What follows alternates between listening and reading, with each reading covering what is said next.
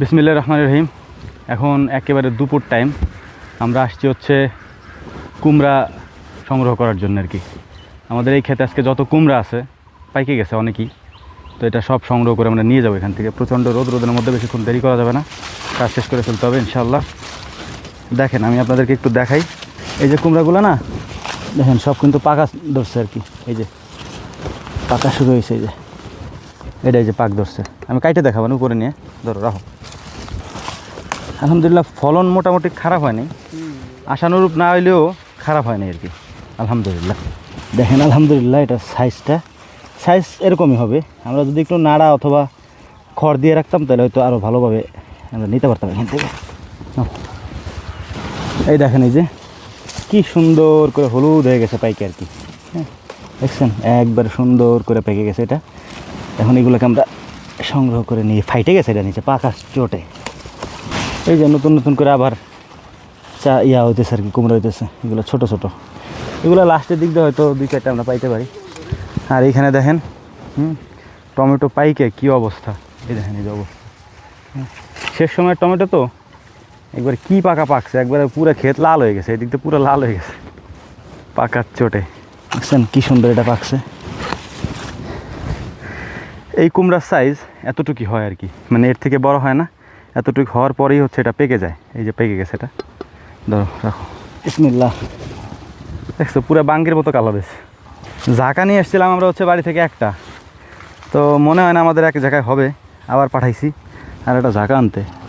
কোনো ধরনের ওষুধপত্র ছাড়া নাকি হয় না। আমরা একটু হয় দেখালাম আপনাদেরকে, হয় কি হয় না। দেখছেন হয় কি হয় না, এটা তার প্রমাণ হয়েছে। হয়তো ফলন একটু কম হয়েছে, তারপরও আলহামদুলিল্লাহ যথেষ্ট হয়েছে।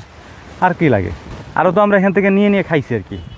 মোটামুটি যখন থেকে লাগাইছি ধরা শুরু করছে আর কি, তখন থেকে নিয়ে নিয়ে কাটে কাটে খাইতেছি আমরা। আর আজকে হচ্ছে যেহেতু এখন শেষের দিকে পাইকে যেতেছে, আমরা সংগ্রহ করতে আসছি। এই দেখেন এই যে কত বড় এটা, মানে কুমড়ার সাইজ অনুযায়ী তো বড় না, কারণ কুমড়া তো আমরা লাগাইছি হচ্ছে ছোটো জাতের কুমড়া। হ্যাঁ, যে কারণে হচ্ছে ওই ছোটোর ভিতরে সব থেকে বড়। এই এখন দেখতে অনেক সুন্দর, মানে গোল গোল কালার, তো কুমড়া কালার ধরিস জানি আচার খায় না। বাহ, এখন এগুলোকে আমরা রাস্তার দিকে নিয়ে যাবো। ওর বাবা ওজন আছে দি, তুই নিবি কিসে? তোর মাথা আছে একটা, ধর। বিসমিল্লাহ।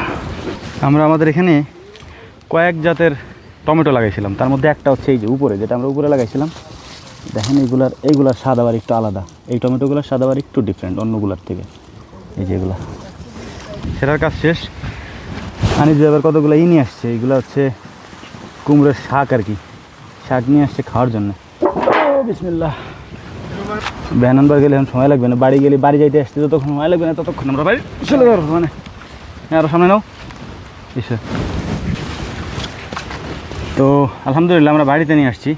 ওইখানে প্রচণ্ড রোদ আর কি, এই কারণে হলে ক্ষেতের মধ্যে থেকে হচ্ছে কেটে দেখাইতাম। পাকার পরে এটার কালার কীরকম আসছে এটা আপনাদেরকে একটু দেখাই। বিসমিল্লাহ।